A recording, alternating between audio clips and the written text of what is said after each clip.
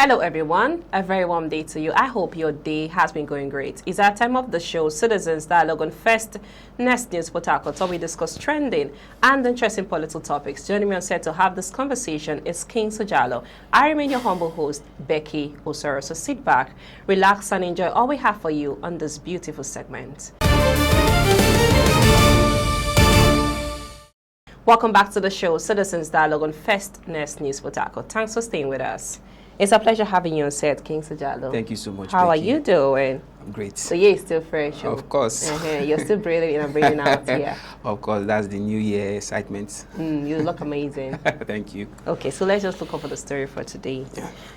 Election is almost, we're looking at 2027 election, is almost on the way. I don't know if it's, are we going to call this on campaign? Because like it's hitting back to back and it's coming pretty early. Of course, campaign and also political parties, you know, making... Unlike before. Yes. This is January already. It's, really coming, the heat is really coming so like very fast. Of course, you could see the early advertisement and thereabouts. So. You get. Okay, so just say, let's head to the story for today. Atiku said that in the ADC, no presidential aspirant to be forced to step down for another ahead of 2027 election. Why is this statement important? Has it really come out to see that he, want to contest as president? Of course, he has emerged and, clarify himself that, he's, running for the presidential, position. Has he formally declared that? Of course, he has. He did it. I think that was last year, even before the arrival of Peter Obi into the same political party.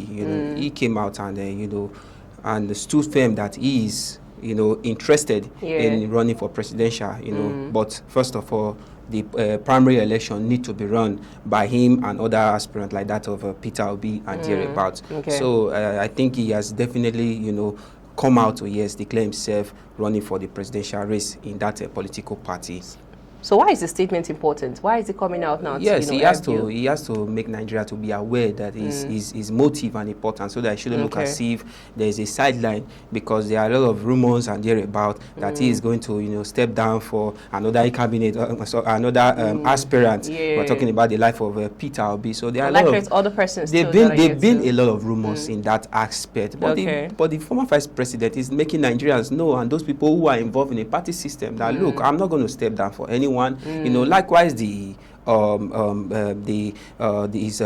colleague who is still in the party, we're talking about Peter Obi, they are saying, look, I'm not going to be a vice president and to then anyone. We still have the life of what's his name again, Amechi. Yes, Amechi as well. You understand? So, but the whole in all of this, the primary election will determine, and when there's an aspirant, in a political party, there should be a takeoff of this individual. We shouldn't just probably because of an individual's fortune, want to give him an automatic ticket. Let's try. Say fortune. When you mean fortune, what exactly are you talking about? Because every one person there, they are wealthy politicians, so it has really nothing to do with his fortune.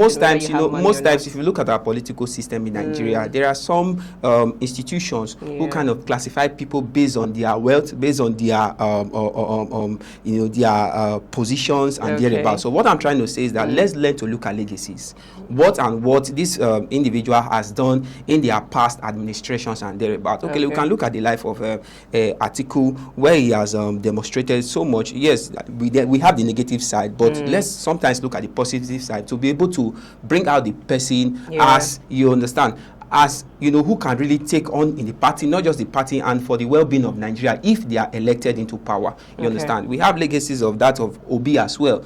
We have legacies of that of the former governor of Rivers State. We're talking about Amechi. So let's learn to look at legacies. You understand what these people have offered the country, their various previous positions in terms of governor, in terms of vice president, that will benefit the party and as well the nations. You understand? So let's not look at capacity. Let's not look at size, and let's not look at their net worth. So politics and rulership is beyond that. You understand? So when Atiku has come out to clarify himself, contesting for the presidency, there is not going to be a vice president under anyone. Let us know, okay, is he capable? You understand? And just like I told you, the primary election should also decide. Okay, thank you so much. Let's just head to the second story. Turaki-led PDP, that's the National Working Committee, meeting with Goodluck Jonathan, yesterday. The meeting was part of the efforts to stabilize and reposition the PDP ahead of future elections.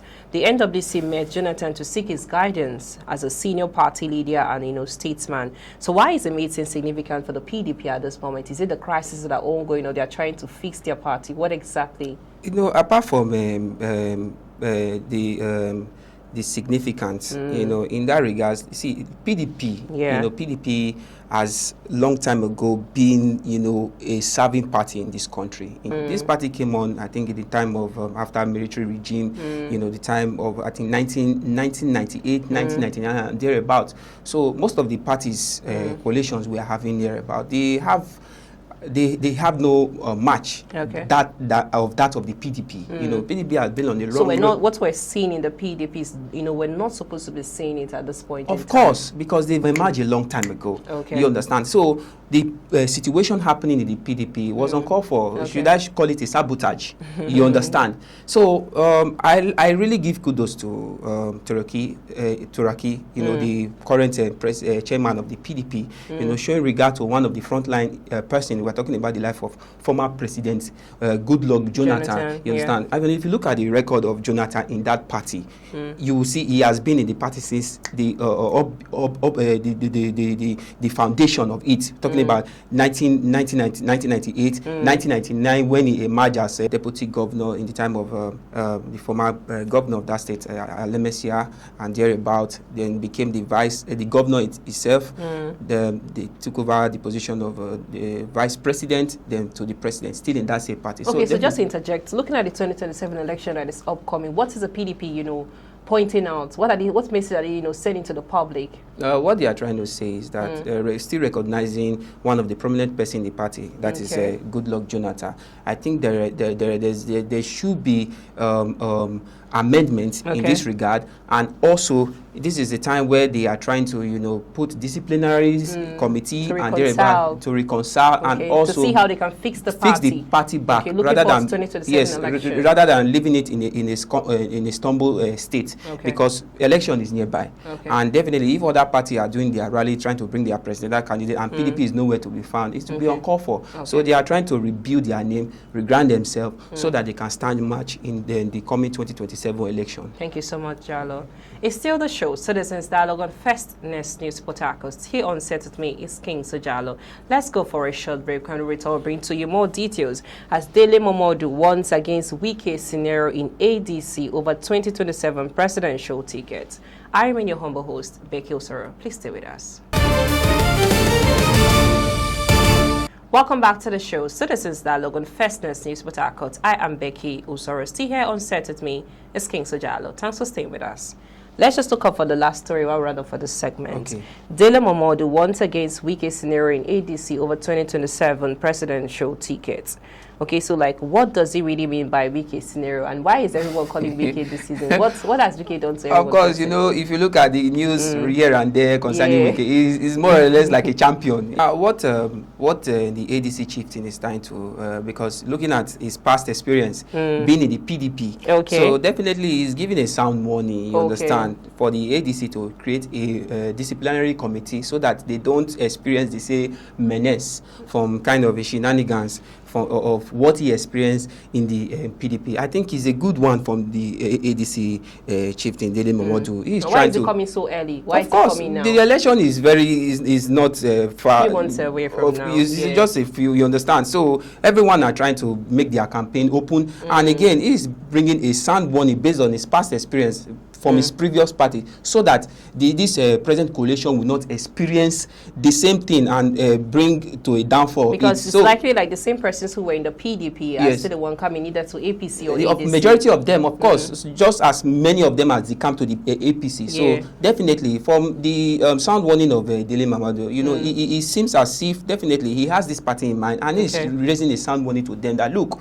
we must create a committee that will sanction anyone who is trying to create an anti-party system in this coalition. So that the message is passing. Of course, so that there will not be a collapse on this political party. And because he's just being direct to Wike. Of course, because Wike is a champion everywhere, so he doesn't want that champion city to emerge in this coalition. So I think it's a sound warning, and all individuals, all partisans in that party should take heed and search for any, as I usually say, bad eggs that will want to spoil the plans of the ADC towards, you know, opposing the ruling APC party in the coming 2027 presidential election. So it's a good one, which is raising an alarm, and that alarm should sound everyone right, including the president, that the chairman of the party, which is in the life of David Mark, so that they should be aware of any individual who want to interrupt the movement of the party. So it's a your good last one. words,